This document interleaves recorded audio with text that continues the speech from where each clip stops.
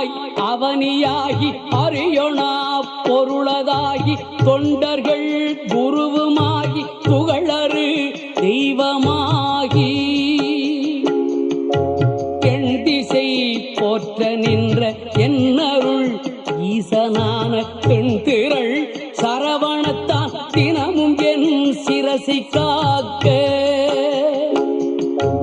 அண்டமாய் அவனியாகி அறியொணா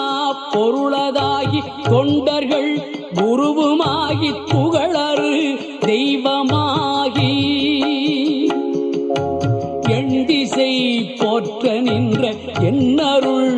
ஈசனான தென்திரள் சரவணத்தால் தினமும் என் சிரசை காக்க